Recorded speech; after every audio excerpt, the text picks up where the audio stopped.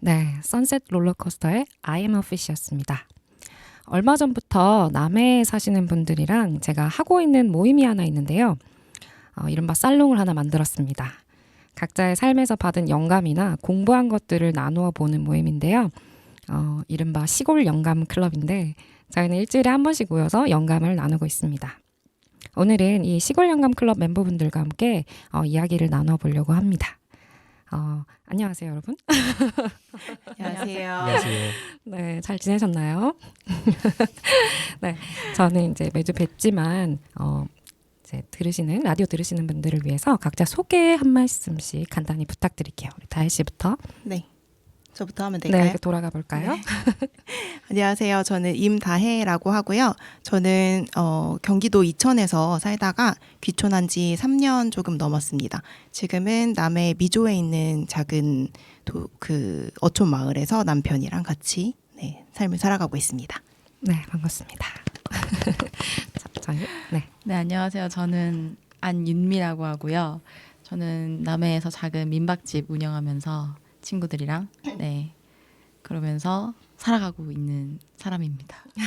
네, 반갑습니다. 네. 와. 네, 안녕하세요. 하성민입니다. 저도 친구들이랑 같이 일을 남해에서 하고 있고요. 남해 귀촌에서 산 지 한 5년 정도 됐습니다. 제일 귀촌 선배시네요. 선배님이시네요. 민망하네요. 네, 저희가 이제 이 멤버 외에도 한 분 더 계신데 오늘은 사정상 함께하지 못해서 다음번에는 한번 모셔보도록 하겠습니다. 한 주간 어떤 영감을 받으셨는지 한번 이야기를 나눠보려고 하는데요. 또 이제 저희가 방송에서 하는 거다 보니까 제가 먼저 또 네. 이제 여러분들이 또 긴장하실 수 있으니까 조금 문을 열어보겠습니다. 네, 좋습니다. 네, 저는 이제 지난주에는 이토록 작은 존재들을 위하여라고 하는 책을 읽었어요. 이 책이 사샤 세이건이라고 하는 분이 쓴 책인데 세이건 하니까 또 생각나는 분 혹시 계실까요? 칼 세이건. 맞아요. 네, 코스모스를 쓰신 천문학자 칼 세이건 님의 따님이시기도 한 사샤 세이건의 책입니다. 네. 이분은 이제 아버지께서 천문학자셨고 또 어머니는 작가님이라고 하세요. 앤 드류안이라고 하는 작가님이셔서 이토록 작은 존재들을 위하여라고 하는 책이 굉장히 이 우주를 관찰하는 천문학자의 시선과 그리고 인간을 관찰하는 작가의 시선이 함께 이제 어우러진 책이었던 것 같아요. 그래서 저는 이 책을 읽으면서 굉장히 많은 걸 느꼈는데 일단은 우리가 굉장히 위대한 존재이기도 하지만 엄청나게 큰 우주의 일부이기도 하잖아요. 그래서 우주의 일부인 존재로서 삶의 기쁨을 채워가는 법을 좀 배웠던 것 같습니다. 너무 거창한가요? 굉장한데요. 예, 우리가 약간 뭐랄까 살면서 부딪히는 문제들이 많잖아요. 근데 이게 뭔가 나 혼자만의 문제라고 생각하면 엄청 커다랗게 느껴지는데 또 우리의 전 사람들이나 조상님들이죠. 또 자연의 일부로서 많은 인류가 겪었던 문제이기도 할 것이고, 그러니까 좀 더 크게 볼 수 있는 시야를 갖게 해준 책이라서 여러분한테 꼭 소개해드리고 싶었어요. 그러니까 예전에는 저희가 좀 자연의 영향을 많이 받고 살았던 것 같아요.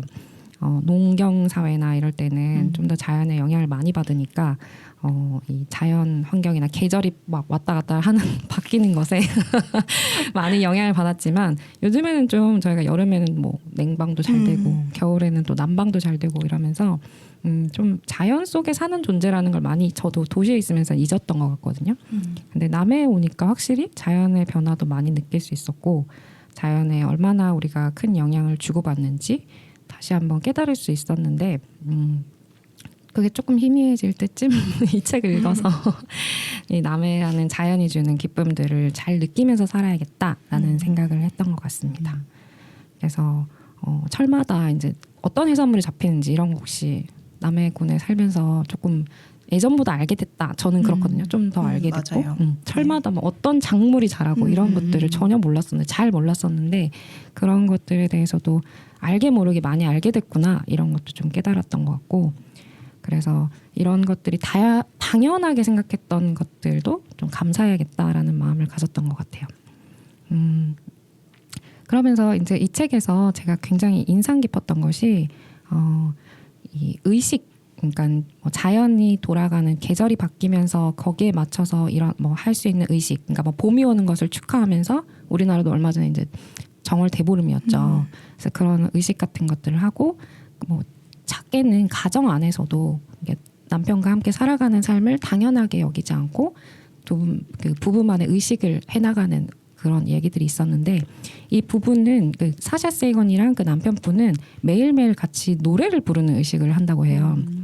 어느 날 택시를 탔는데 둘이서 막 얘기를 하고 있었대요. 두 분이서 막 얘기를 하는데 택시기사 아저씨가 둘이 지금 노래를 불러야 돼 뭐 이랬대요. 그래서 네 저희는 노래 못하는데요. 그랬더니 지금 꼭 무엇이든지 불러야 된다고. 자 시작하자 하면서 A, B, C, D 뭐 이렇게 시작하신 거예요. 택시기사 아저씨가 갑자기 그래서 왜 이러는 거야 이렇게 하다가 이 두 부부가 같이 노래를 처음 불러본 거예요. ABC 송을.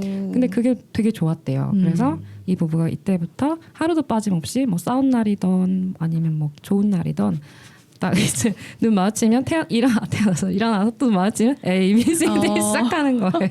매일 ABC를 불렀나요? 네, ABC 송을 불렀대요 매일매일. 근데 그게 부부에게는 굉장히 하나의 루틴, 의식이 돼서 둘 사이에 긍정적인 영향을 미쳤다. 뭐 이런 에피소드도 있었고, 그러니까 소소한 일상을 채우는 그런 의식도 있었고, 뭐 크게 봐서는 문화적으로 어떤 의식이 있어 왔다. 뭐 여름이 오는 것을 어떻게 뭐 축하하고 이런 것들에 대한 이야기인데 굉장히 재미있게 읽었습니다.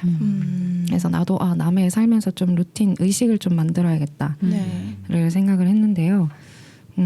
혹시 여러분은 남해에 살면서 뭐 새롭게 생긴 뭔가 자기만의 습관, 뭐 루틴 같은 게 있으실까요? 아니면 그냥 평소에 여러분이 하시는 루틴? 저 같은 경우에는 아침에 이제 일어나면 아침이 밝았다를 축하하며 이제 더러운 곳을 씻어내자. 그래서 아침에 청소하는 걸 되게 좋아하거든요. 네. 그래서 아침에 그 뭔가 뭐 거실에 있는 먼지 같은 것들 청소하고 하면 뭔가 새롭게 시작하는 느낌이 있어서 그 루틴을 조금 이어가고 있는 중이에요. 네. 뭐 이런 혹시 여러분만 갖고 있는 아니면 뭐 친구랑 같이 또 지내시고 뭐 결혼 생활도 하시면서 그런 이런 것 좀 괜찮은 것 같다 하는 의식 루틴 있으실까요?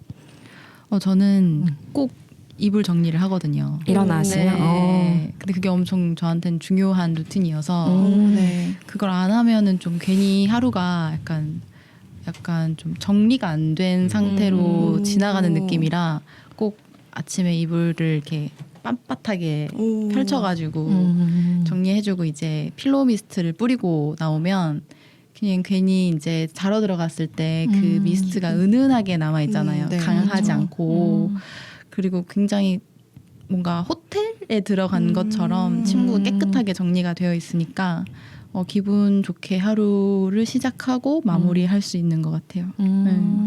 그 예전에 어떤 책에서 네. 성공한 사람들은 꼭 아침에 이불을 먼저 정리한다. 아, 진짜요? 봤던 적이 저도 있거든요. 본 것 같아요. 네. 역시 성공한 사람.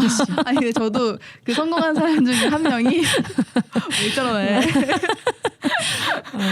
네. 네, 감사해요.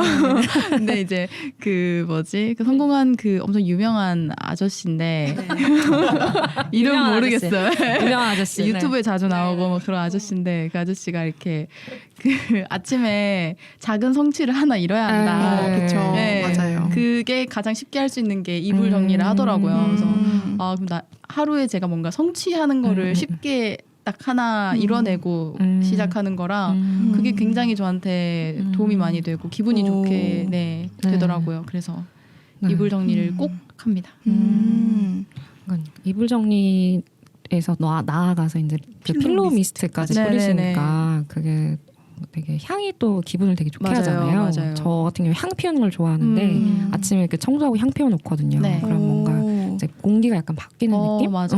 그런 게 좀 환기가 되는 것 같긴 해요. 혹시 다혜 씨는 뭐 없으실까요? 저는 지금 한 5개월 정도 된 것 같은데 저희도 이제 남편이랑 매일 같이 하는 의식 중에 하나인 것 같아요.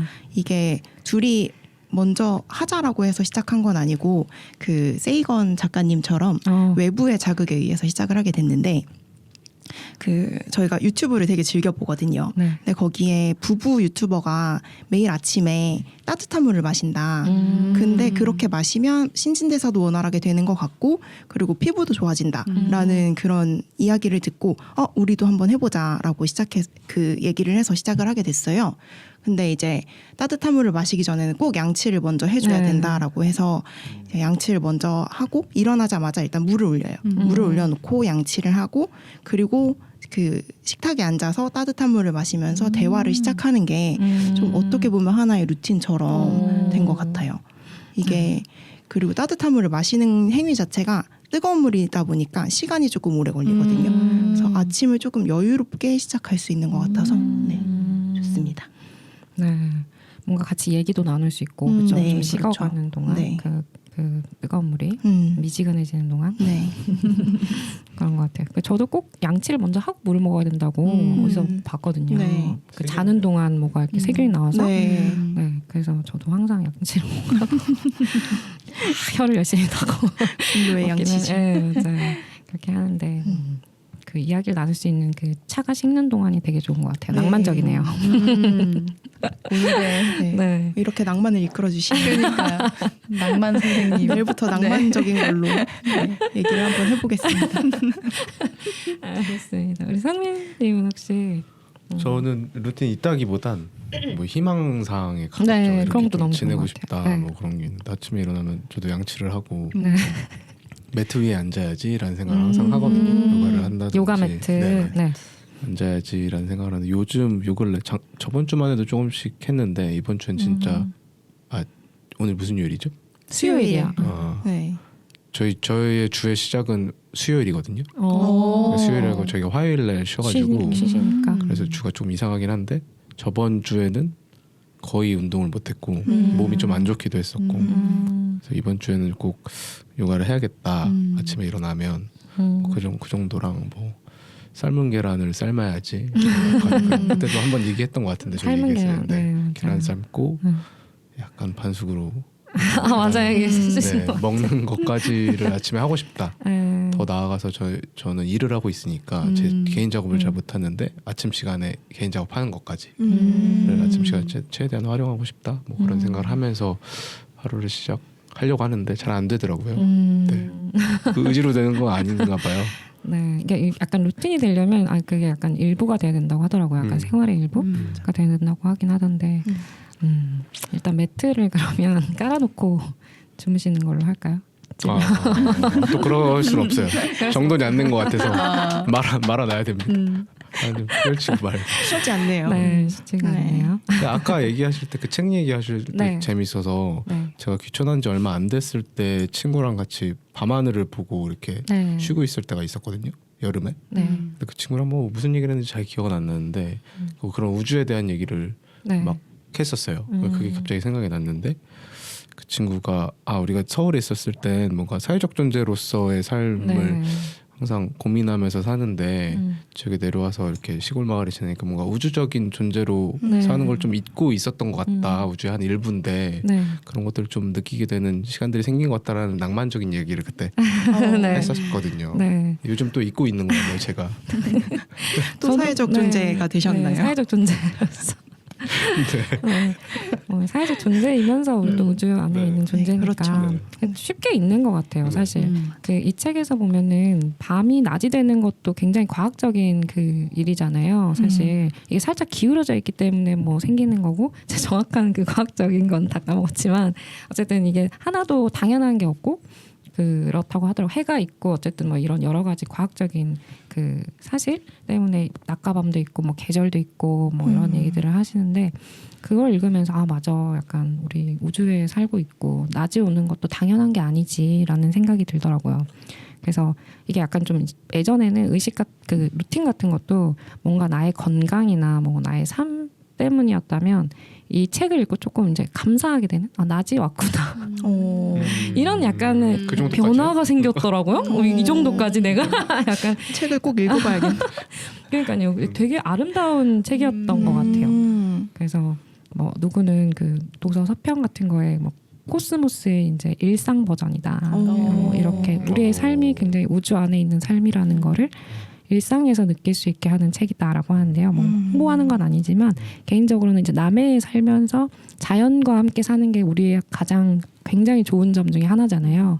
그거를 조금 놓치고 살았던 것 같은데 겨울이기도 했고 좀 이제 겨울 그 계절상의 특징이 또 있잖아요. 그랬는데 이제 봄이 오기도 했고 하니까 확실히 이번 올 봄 남해, 뭐 올 여름 남해는 더 뭔가 자연 속에서 많이 즐겨야겠다라는 생각을 하게 된 것 같아요. 그래서 저희 집은 원래 약간 정월대보름 챙기거든요. 정월대보름 챙기세요? 챙기는 편은 아니에요. 보통 안 챙기잖아요. 네. 근데 저희 집은 조금 이제 그런 거 챙기는 거 좋아하거든요. 절기를 네, 절기를 어. 챙기고. 근데 예전엔 저 왜 이렇게까지 하나 엄마 좀 힘드시니까 막 오곡밥 짓고 막 나물 만들고 이게 너무 힘드시잖아요. 그렇죠. 그래서 왜 이렇게까지 하시나 했는데 이 책을 읽고 나서 뭔가 우리 엄마 절기 챙기시고 멋지다. 약간 멋진 문화다. 이거는 같이 하면 좋겠다 해서 친구들까지 이제 저도 막 나물 쌓아가지고 남해에서 친구들이랑 같이 막 나물 먹고 그랬거든요. 엄마 나물로 생색을 좀 냈거든요. 네, 막 좋다. 그 귀발기 술이라고 네. 해서 뭐 그때 먹는 술 뭐 조금 먹으면 귀가 밝아진다 이런 것도 있잖아요. 그런 문화 같은 것들을 너무 그냥 옛날 거다 이렇게 치부하지 않고 그것도 이제 우리 예전 분들이 봄이 오는 걸 축하하고 이런 그 의식 같은 거니까요. 좀 네. 같이 해나가면 재밌겠다. 일상이 좀 더 재밌어지겠다라는 생각을 했던 것 같아요. 저는 그 정월대보름 하니까 그 태어나서 한 번도 제대로 그 정월대보름이라는 절기를 챙겨본 적이 없었거든요. 근데 지난주 일요일에 제가 사는 미조면에서 네. 엄청 큰 행사를 했어요. 맞아요. 그게 정월대보름 용왕제라는 행사였는데 그때 사회자분께서 말씀하시기를 남해에서는 그 우리의 그 음력설보다 정월대보름을 더 큰 설이라고 생각한다라고 하시더라고요. 그래서 설에 찾아오지 않은 가족들도 정월대보름에 찾아와서 떡국을 먹는다고. 그래서 실제로 그 행사날 나눠주신 음식이 떡국이었어요. 우리의 두 번째 설이라고 그렇게 하시고, 그리고 엄청 큰 나무 더미를 쌓으셔서 그거를 맞아. 불로 이렇게 태우는 그런 의식까지 하시더라고요. 네.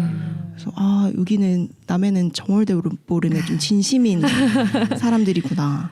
네, 그런 걸 좀 느꼈습니다. 네. 네. 저 그 사진으로 본 것 같아요. 엄청 네. 큰 걸 불태우시는 걸 봤었거든요. 네. 그러니까 맞아요. 그런 추억들이 또 남해 분들한테는 있으시더라고요. 어릴 때도 막 태우고 했던 것들이. 네. 네. 남해 남해 또 나 남해 계셨으니까. 사람인데 네. 그런 기억이 희미한 것 같아요. 뭐 있었던 것 같기도 하고. 근데 저는 사실 정월 대보름보다 그 왜 동지섣달 때는 그 팥죽을 해 먹잖아요. 네. 그래서 그때 새알을 직접 다 집에서 네. 빚어야 돼가지고 네. 할머니께서 이렇게 엄청 큰 교자상 같은 거를 막 3-4개씩 집에 있는 걸 다 꺼내서 이렇게 새알을 빚으시면 그 이제 뭐지? 가마솥에 네. 팥죽을 이렇게 네. 쑤세요. 아, 가마솥. 예.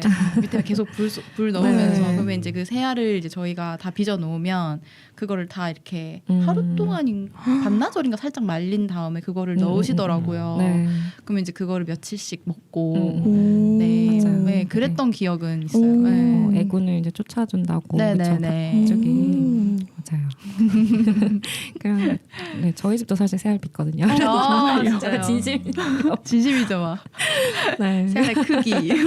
새알 크기까지. 예쁘게. 맞아요. 그래서 네. 이게 남해에서도 동지섣달 행사 되게 크게 했었잖아요. 네. 얼마 전에 그런 것도 너무 좋았고 다시 뭔가 우주적 존재가 됐구나.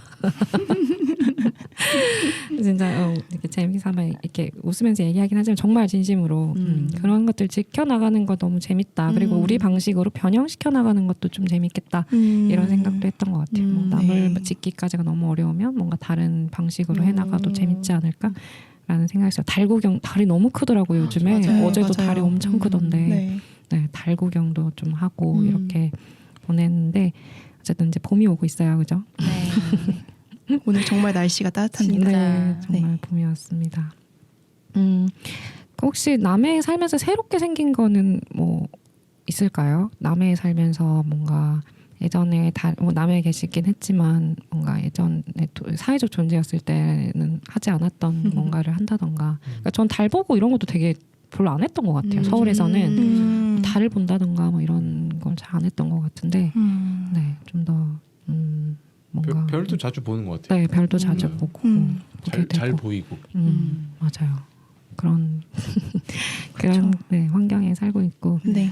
뭔가 좀 약간 저는 1년 됐으니까 요즘에 뭐 저번에도 얘기를 조금 나눴던 것 같은데 막 뭔가 어디를 나가야 되나 도시를 가서 뭔가 영감을 받아야 되나 이런 생각들을 했었는데 생각해보고 이 책을 또 읽기도 했고 하면서 좀 가우디가 생각났었거든요. 그 건축가 네. 가우디라는 그분은 이제 자연에서 엄청 영감을 많이 받았다고 하시더라고요. 그 건축물을 만들 때 뭐 곤충의 생김새나 뭐 동물, 뭐 식물 이런 자연에서 영감을 되게 많이 받으신 분으로 알고 있는데 되게 큰 선생님이다.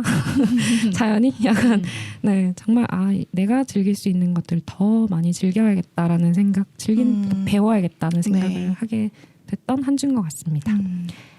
저처럼 약간 우리 다혜님도 네. 네, 뭔가 생태적인 생각을 한 주였다고 제가 미리 좀 들었는데요. 네, 그렇죠. 네, 네, 제 생각을 읽으셨네요. 네. 혹시 다혜님께서 나눠주실 또 얘기는 어떤 얘기일지? 네, 저는 이 모임에 이제 거의 저희가 이제 한 달 정도 된 것 같은데 네. 참석을 하면서 계속 영감을 받기만 했던 입장에서 이번 주에는 뭔가 그래도 나도 전해주고 싶은 게 있다라는 네. 생각이 들어가지고 읽기로 결심했던 책을 표지만 보고 이거에 대해서 한번 나눠보도록 하겠어요라고 말씀을 드렸는데 네. 일단은 먼저 한번 묻고 싶은 게 있어요. 지금 세 분 다 본인의 업을 하고 계시니까 혹시 이제 새로운 사업을 기획하시거나 할 때 어떤 프로세스로 그 사고가 진행되는지 한번 얘기를 들어보고 싶거든요. 네. 혹시 전형적인 P라서 그냥 묻지도 따지지도 않고 그냥 간다라고 네. 하실 수도 있고 네. 한 번씩 얘기를 들어볼까요? 네. 이렇게 들을까요? 윤미님도 이렇게 들어볼까요? 아, 저는 일단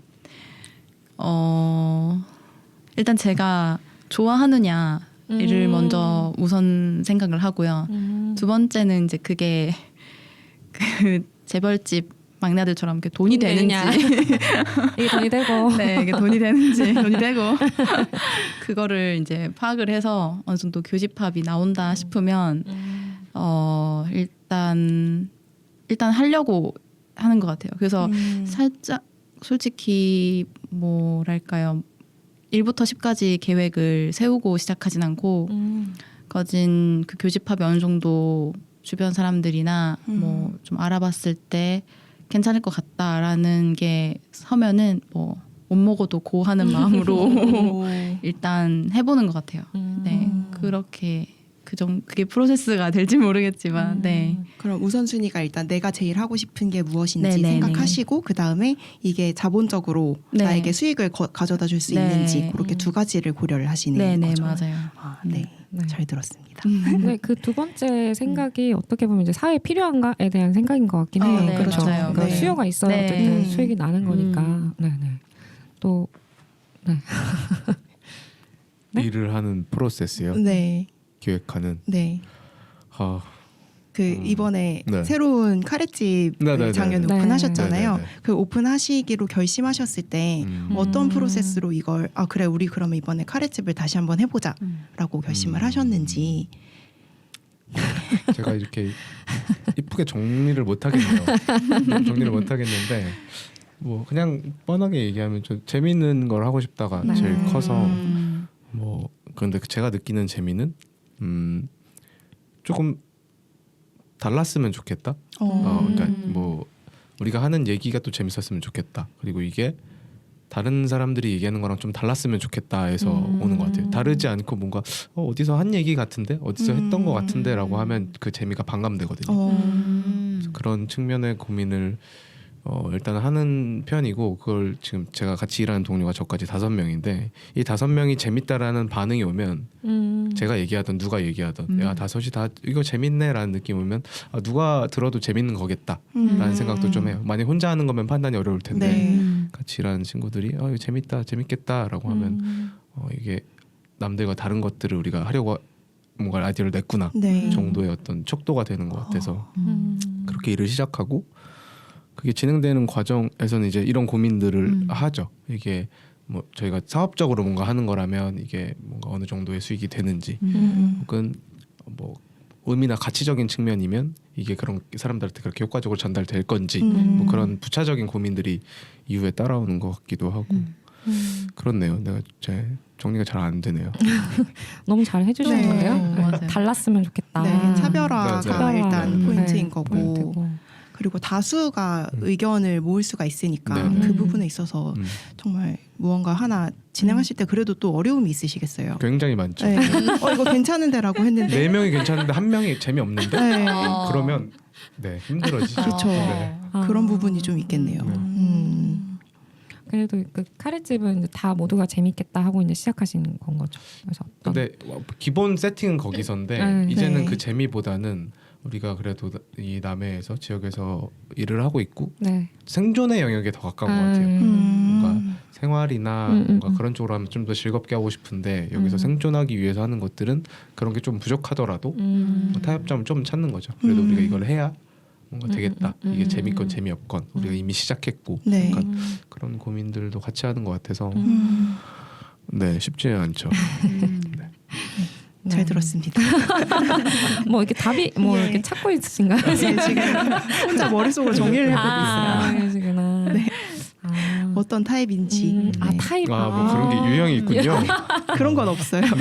그런 건 없고 받아들이고 이제 당신들은 이렇고 이분은 이렇습니다라고 말씀을 드리고 싶은데 혹시 네 유로님은 저는 약간 어디서 봤는데 요즘 시대는 일단 발사를 해야 된대요. 발사하고 조준을 해야 된대요. 조준 발사가 아니라 너무 발사, 어려운데요? 조준 그리고 수정, 발사도 수정 약간 이런 식으로 일단은 실행하는 그게 좀 더 네. 약간 이제 힘이 실리는 시대다라는 얘기를 어디서 들어가지고 실행을 먼저 좀 하려고 하는 편인데 그래서 저한테 중요한 건 이게 할 수 있겠는가 네. 빨리 이제 실행을 할 수 있겠는가가 좀 중요한 부분인 것 같고 그렇게 해서 해보고 이제 어쨌든 조정을 해야 되는데 이 부분이 좀 힘들긴 하네요. 조정을 해서 네, 또 이제 다음 거를 이렇게 나아가는 스타일이긴 해요. 조금 길게 이제 긴 프로젝트는 길게 가는데 좀 짧은 프로젝트들은 일단 빨리 많이 시도해보자. 그래서 시행착오를 쌓자. 그 과정을 기록하자. 약간 그런 주의인 것 같아요. 네. 아무래도 유롱님은 혼자 일하시는 네, 맞아요. 저는 일들이 또 많다 혼자다 보니까 지금 네, 그렇습니다. 그렇구나. 그리고 소프트웨어로 많이 그렇죠. 발전을 하시잖아요. 맞아요. 그래서 좀 그 호흡이 짧은 것 같기도 네, 하고. 그렇게 하는 게 좋겠다라는 생각을 한 것 같아요. 이게 뭔가 이게 사업체에 이렇게 물리적인 게 있으면 아무래도 더 위험 부담도 있고 그럴 테지만 저는 아무래도 좀 더 네, 속도에 네. 하려고 하는 편이고 네네. 네, 그렇습니다. 아, 네. 그렇군요. 이게 지금 이 책의 가장 마지막에 어떤 내용이 나오냐면 사람도 동물과 식물처럼 생물의 일부분이기 때문에 네. 생태학적으로 사고할 수밖에 없다라는 네. 내용이 나와요. 네. 그래서 그 회사원 중에 일을 하기 싫어하고 내가 이제 더 이상 여기서 일하고 싶지 않다라고 사직 의사를 밝힌 사람에게 자리를 바꿔주는 것만으로도 그 업무에 뭐랄까 새로운 활력을 북돋아주는 그런 계기가 될 수 있다고 하더라고요. 그런 점에 있어서 지금 윤미님하고 성민님 같은 경우에는 차별화 전략을 사용하고 계시잖아요. 그러니까 남들이 가지 않은 다른 쪽에서 일을 해보자라는 그런 것 자체가 그 생태학적 관점에서는 생태학적 사고라고 하더라고요. 그런데 이제 여기에 이 작가는 그 요즘 대기업에서 주로 많이 쓰는 단어인데 혹시 ESG라고 들어보셨나요? ESG요? 네, ESG. 뭐의 약자죠? 저도 어떤 약자인지 지금 100%다 이해는 못했는데 이게 그 최대한 친환경적으로 모든 프로세스를 그 이행하는 과정을 ESG라고 하더라고요. 네. 그래서 요즘 기업들 중에는 공업 쪽으로 나가는 기업도 있고 소프트웨어 기업도 있지만 최대한 뭐 전기 사용량을 줄인다던가 아니면 우리의 프로세스 상에서 공해를 발생시키는 것이 불가결하다면 봉사활동을 통해서 우리가 만들어낸 오염을 조금이라도 최소화해보자라고 하는 것들을 ESG라고 하더라고요. 그래서 이 작가의 말은 우리가 하는 모든 활동 안에 이렇게 친환경적으로 지구를 오염시키지 않는 방향의 무엇이든지 생각이 포함이 되어 있어야 한다. 그렇지 않으면 지금 인간들이 버려놓은 오염이 너무 오염의 지수가 너무 높기 때문에 인간들이 멸망할 수밖에 없다라는 그런 어찌 보면 엄청난 그 경고를 한 거죠. 근데 충격적인 사실은 이 책을 쓴 연도가 1970년도래요. 네, 그러니까 맞아요. 네, 30년 전에 네, 쓴 50년, 책이라고. 네, 50년이 됐네요. 네, 50년이 맞아. 됐죠. 지금 2023년이니까. 혼미하네요. 네, 네네. 한국에 계신 번역가분께서 작년에 이 책을 발굴하셔서 한국어로 번역을 해서 작년에 이 책을 냈다고 하는데 이 작가분께서도 발견을 하신 거죠. 왜 이 책이 아직까지도 사람들한테 큰 그 인기를 끌지 못했을까라고 반문하면서 이 책을 내셨는데 저도 읽어보니까 이제 생태학적 사고 법이라는 책이에요. 일본의 다치바나 다카시라는 작가님께서 쓰신 거고 김경원 작가님이라는 분께서 옮기셨어요. 이게 생태학적 사고법이라는 표지만 보고 사실은 제 사고의 흐름을 어떻게 하면 조금 생태학적으로 바꿀 수 있을까라는 그냥 일말의 궁금증 때문에 이 책을 빌려봤는데 이렇게 책을 열어보니까 굉장히 심오하더라고요. 그래서 초반부에는 지구의 크기와 지구를 덮고 있는 생물의 높이를 기술하는 부분이 나와요. 지구가 정말 엄청나게 큰 규모라면 그 규모의 0.15mm 정도를 생물들이 뒤덮고 있다고 하더라고요. 근데 그 생물 중에 인간은 또 극히 일부겠죠. 그 극히 일부인 인간들이 이 큰 규모의 지구를 지금 혼란 속에 빠뜨리고 있다라고 하면서 전체 에코시스템, 이 생태계 시스템을 뛰어넘는 오염을 행해서 생태계가 무너져 내리고 있으니 이 생태계를 무너지지 않는 선에서 인간들이 사업을 행해야 하지 않겠느냐라는 그런 책이었어요. 그래서 지금 여기에 나와 있는 것 중에 제가 조금 흥미로운 문구를 좀 몇 개 읽어드리려고 합니다. 네. 첫 번째로는 인간은 미생물에 대한 지식이 매우 부족하다. 이를테면 우리가 알고 있는 박테리아는 250만 가지가 넘는데 이는 박테리아 전체의 10%에도 미치지 못한다고 추정된다라고 하는데요. 그러니까 이 우리 과학 기술이 발전을 하면서 생물학자들 연구원들이 연구를 하면서 박테리아에 대해서 밝혀내고 있지만 우리가 아는 숫자보다 더 많은 박테리아가 지구상에 존재하고 그렇기 때문에 이게 우리가 아는 뭐랄까 분해, 생분해를 지구가 더 그 이상으로 하고 있다라는 거죠. 근데 그 오염의 지수가 네. 생각보다 더 높다. 네. 그래서 그런 부분에 있어서 경고를 매우 많이 하고 있고요. 네. 그리고 또 이제 우리가 바다 주변에서 살아가고 있다 보니까 네. 이 부분도 하나가 조금 와닿더라고요. 이게 비료의 과다 사용으로 인해서 토양이 과영양화되고 있다라는 그런 내용을 기술을 한 것인데 네. 이것도 한번 읽어드릴게요. 네. 적조란 비정상적으로 발생한 플랑크톤이 다 같이 죽는 바람에 그 사체로 인해 바다가 붉어지는 현상을 말한다. 적조 현상의 원인은 바닷물이 과잉 영양에 빠지기 때문이다. 과잉 영양의 원인으로는 공장 배수, 도시 하수 등을 들 수 있는데 농지에서 흘러나온 화학 비료의 비중이 큰 것도 틀림없다. 네, 이렇게 기술을 했어요. 그러니까 사람들이 욕심을 내서 이만큼의 땅에서 더 많은 생산량을 도출해내고 싶다라고 해서 비료를 뿌리잖아요. 네. 그럼 그 비료가 결국 토양 속에서 살고 있던 박테리아들을 죽이고 그 박테리아가 이제 죽은 채로 바닷물로 흘러나와서 플랑크톤에 들어가고 그 플랑크톤이 너무 과잉 영양화가 돼서 죽어서 적조 현상이 일어난다라는 그런 생태적인 네. 시스템에 대해서 네. 설명을 해주시는 거예요. 그래서 이게 이제 인간의 지혜가 자연의 에코시스템을 대신할 만큼 네. 완전한 물질 순환계를 만들 수 없다면 네. 에코시스템을 파괴하지 않을 정도로 인공적인 하위 시스템을 개량해야 한다. 네, 음. 이런 내용으로 이렇게 말씀을 하시더라고요. 그래서 이 책을 보면서 인간은 대체 어디까지 오염을 시켰으며 이게 1970년도에 그 저술된 저서인데 그 50년 사이에 또 엄청나게 발전을 했잖아요. 네. 그 사이에 그 오염된 지구는 또 얼마나 더 많이 앓고 있을까라는 그런 생각을 하게 됐습니다. 네. 저희가 이 지금 다혜님께서 나눠주신 생태학적 사고법에 관한 것들에 대해서 조금 생각하는 시간도 가질 겸 노래 하나 듣고 그 부분에 대해서 이어서 한번 이야기 나눠보면 좋을 것 같은데 어떠실까요? 네. 좋아요. 네. 두 번째 저희 함께 들어볼 곡은 저희가 이제 바다에 살고 있고 바다가 우리 지구에 차지하는 면적이 훨씬 크다고 하더라고요. 맞나요? 예, 그렇죠. 그렇죠. 네, 70%가 네. 바다라고 하니까. 네, 그런 바다의 힘을 저희가 넘어설 정도로 오염을 지금 일으키고 있다라는 요지였던 것 같은데요. 마치 바닷속을 유영하는 느낌으로 바닷속을 이용하는 아름다운 바다 속에 있는 것 같은 곡이라서 저도 이 곡을 들으면 더 열심히 바다를 깨끗하게 해야겠다는 생각을 하거든요. 우리 FKJ의 일랑일랑 듣고 오겠습니다.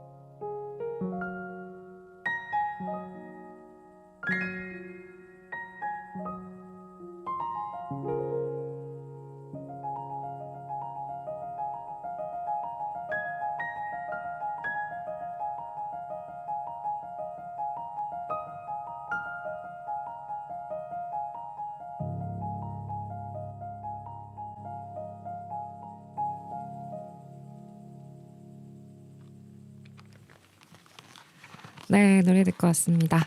저희가 이제 생태학적 사고법에 관한 이야기가 어떻게 보면 또 아까 제가 말씀드렸던 그 페세이건의 샤사 세이건의 네. 우리 이토록 작은 존재들을 위하여랑 좀 이어지는 부분이 있는 것 같아요. 네네. 그렇죠? 저희가 어떤 작은 존재인 것 같지만 또 엄청난 큰 시스템에 영향을 매우 많이 미치는 존재이기도 하고 네. 또 그 시스템 안에서 절대로 자유로울 수 없는 존재이기도 하고 그러니까 더불어 살아간다라는 얘기인 것 같은데요. 혹시 윤미님은 이 이야기 들으면서 함께 한번 얘기 나눴으면 이렇게 웃으시면서 예쁜 웃음을 네. 나눠주실 얘기 없으실까요 혹시? 네, 저는 이 책 이야기를 해주실 때 네. 들었던 이제 생각이 기억나는 작품이 제가 최근에 어제까지 딱 시즌 1을 다 봤던 한국 드라마 그리드라는 드라마가 있어요. 네. 이거는 OTT에서 보실 수 있는 건데 네. 이게 이제 한국이 정말 예상치 못하게 그러니까 2021년에 그 태양풍의 그 영향에 들면서 이제 자기장 이런 밸런스가 다 깨지고 그러면서 이제 지구의 생태계가 갑작스럽게 그 높은 수준의 방사능에 노출이 되게 되는 거예요. 근데 이제 그래서 그거를 어떻게 보면은 그로 인해서 인간이 멸종할 수밖에 없는 상황이었는데 갑자기 그리드라는 어떤 그 인공적인 자기장 방어막이 형성이 되는 거예요. 네. 그러면서 그 지구를 태양풍으로부터 이제 보호를 하게 되는데 그 그리드가 2090년대에 그 미래의 사람이 2021년 이제 1995년에 네. 근데 그 시간 이동을 해가지고 한국에 와서 그 그리드란 시스템을 전 세계를 돌아다니며 순간 이동을 하면서 이제 다 시스템을 입력해가지고 이제 보호막을 다 준비를 해놔요. 그래가지고는 그거를 다 준비 세팅을 다 해놨다가 딱 그 태양풍이 닥쳤던 2021년에 이제 전국에 전 세계에 있는 사람들이 이제 그 관리국들이 엔터를 누르면 이제 그 네. 그리드가 딱 실행이 되는 거예요. 근데 다행히도 실행이 돼서 정말 지구가 그냥 어제와 다름없는 하루를 보낼 수 있게 된 거죠. 일반 저희 시민들이 국민들이. 근데 이제 그 그리드는 아무래도 인위적으로 보호막을 해놓은 거니까 계속 관리국이 관리를 해야 되는 거거든요. 근데 이제 이 2090년대에서 온 미래의 사람이 이 그리드라는 보호 장치를 위해서 조금 어쩔 수 없는 몇 명의 사람을 이제 희생하게 돼요. 몇 명의 생명이 희생이 되는 거죠. 근데 그 희생자 중에 그 한 명이 1995년에 어떤 그 연구원이었는데 그 연구원의 아들이 서강준이 이제 나오거든요. 네. 갑자기 아버지가 네. 네. 탄식. 네.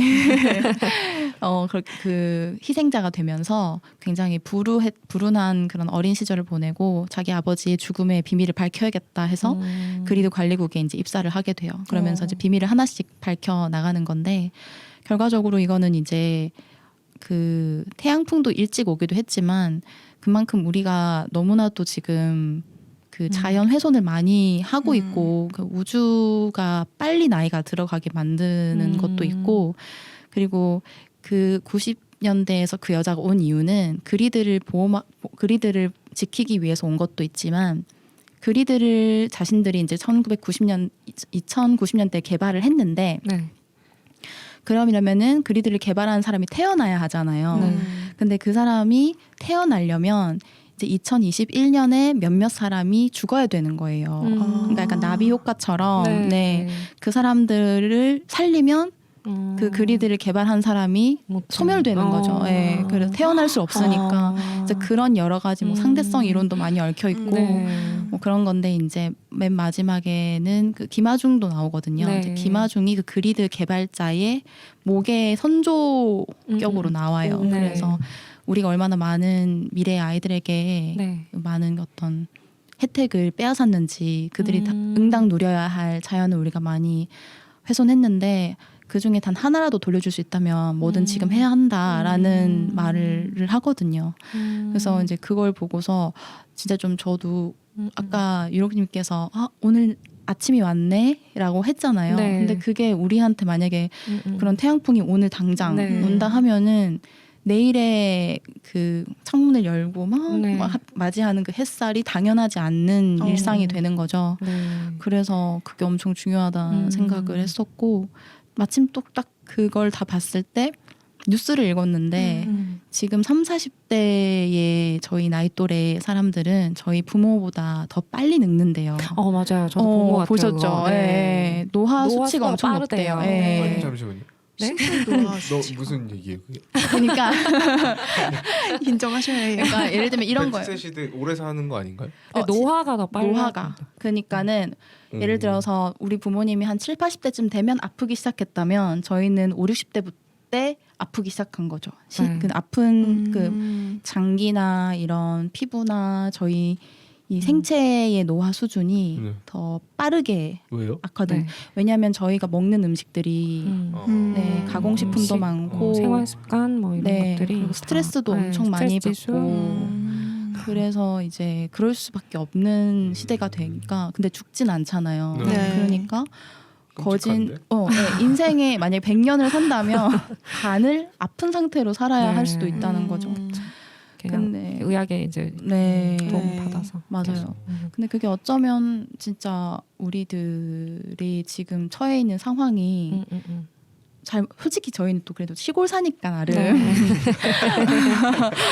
좀 지역에 네, 혜택을 받는 걸 수도 있지만 네. 그럼에도 불구하고 맞아요. 어쩔 수 없는 스트레스나 또 그렇죠. 배달 음식 많이 먹기도 하고 외식도 하고 하잖아요. 맞아요. 그러니까 그게 막 엄마들이 막 그런 거 먹으면 안 좋다고 막 네. 얘기하면 별스럽다 생각했는데 다 이유가 있는 걱정이 아닌가 싶어요. 맞아요. 네. 막 진짜. 근데 무지에서 오는 게 굉장히 많은 것 같아요. 아까 전에 뭐 네. 박테리아에 관한 이야기도 음. 해주셨는데 몰랐었던 거잖아요. 그러니까는 그냥 약간 낙관적으로 그냥 뭐 과학이 해줄 수 있지 않을까라는 그런 뭔가 면죄부를 막 혼자 했던 것도 솔직하게 있었던 것 같고 좀 더 적극적으로 알아야겠다라는 생각도 드는 것 같아요. 그러니까 아까 말씀 들으면서 네, 그 드라마도 아마 이제 거기에 대한 경각심을 좀 주고 네. 싶었던 게 아닐까? 그런 것 같아요. 봐야겠네요. 네. 서강준. 꼭 보세요. 다들 알겠네. 연기를 좀 잘해서 네, 비밀의 숲 작가님이 네, 쓰신 네, 거라고. 네, 맞아요. 맞아요. 저도 들어본 것 같은데 네. 봐야겠네요. 아까 막 열심히 막 ESG도 찾아보시고 그리드 찾아보시고 하셨는데 혹시 네, 성민님도 저는 들으면서 네. 올해 서울국제도서전이 열리거든요. 아, 네. 서울국제도서전에 저희가 참가하는데 네. 서울국제도서전에 이번 올해 그 타이틀이 비인간이에요. 그러니까 인간이 아닌 존재들 네. 에 대한 얘기를 하는데 그 선물을 제가 쫙 읽었는데 너무 좋은 내용이었어서 음. 그게 형평에 대한 얘기를 많이 하거든요. 그러니까 진주에서 형평운동이라는 게 100년 전에 일어났었대요. 그러니까 계급 사회가 무너지면서 네. 뭐 이런 게 네. 일어났는데 그게 100년 됐다고 하더라고요. 네. 100주년이라고.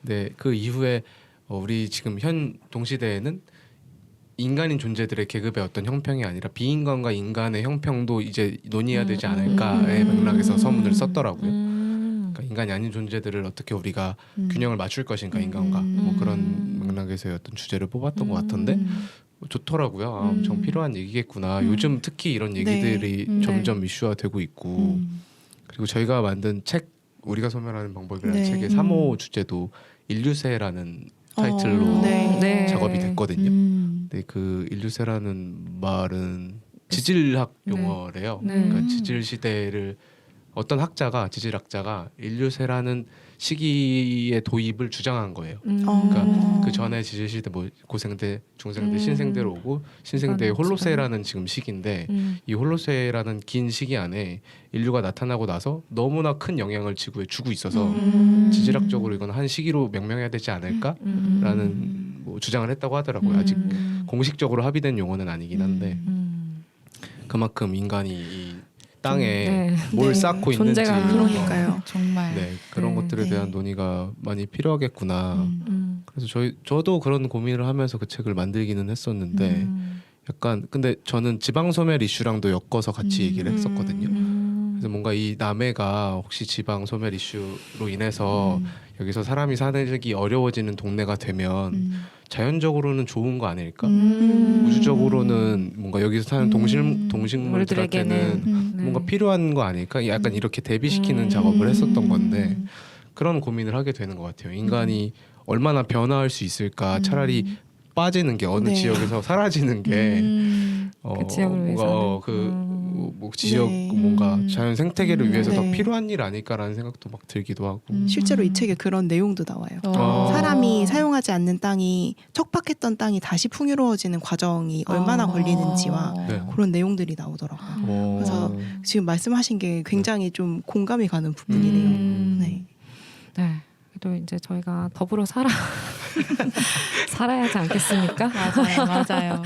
네. 최대한 해치지 않는 네. 선에서. 또 우리가 이런 네. 부분을 좀 더 조명해서 이야기를 나눴지만 분명히 또 반대되는 그 노력도 굉장히 많고 저희가 좀 더 균형 있게 이쪽을 너무 이제 외면하지 않았나. 맞아요. 네. 오염하고 훼손시키는 부분들에 대해서 그래도 이제 사라지기보다는 함께 더불어 살 수 있는 법을 찾고 싶은데 네, 저희도 한번 고민하는 한 주 되면 좋을 것 같고요. 네. 네, 너무 오늘 즐거웠는데 시간이 너무너무 빨리 가죠. 너무 시간이 부르듯이 후루룩 가버려가지고 이제 여러분이랑 헤어질 시간이 됐어요. 아쉬워요. 너무 좋은 얘기 많이 나눠주셔서 감사하고요. 네, 제가 예전에 그 색연필 드로잉 수업을 들었었는데요. 그 작가님께서 스웨덴에 계시는 분이셨어요. 그래서 그분이 이제 온라인으로 강의를 들었는데 그분이 해주셨던 스웨덴 겨울 이야기가 인상 깊어서 여러분에게 전하려고 합니다. 스웨덴의 겨울이 지독하기로 유명한 이유는 추워서가 아니라 어두워서라고 합니다. 스웨덴의 겨울이 오면 아침 10시쯤이 되어서야 앞이 겨우 보일 정도로 밝아졌다가 오후 2시쯤에는 다시 캄캄한 어둠만 남긴 채 해는 사라진다고 해요. 그래서 스웨덴에 사는 소는 축사에서 기나긴 어두운 겨울을 보내야 하는데요. 마침내 겨울이 끝나고 봄이 오면 축사에서 나온 소는 너무 좋아서 마치 강아지처럼 폴짝폴짝 뛴다고 합니다. 유난히 추웠던 겨울이 지나고 남해에도 봄이 왔습니다. 정말 폴짝폴짝 뛸 정도로 봄이 반가운데요. 올해는 봄이 오는 것을 당연하게 여기지 않고 감사하면서 보내야겠습니다. 여러분도 아름다운 봄날 보내시길 바라며 여러분의 낭만 배달부 저 유록은 다음 주에 다시 찾아오겠습니다. 함께해 주신 여러분도 너무너무 감사합니다. 감사합니다. 감사합니다.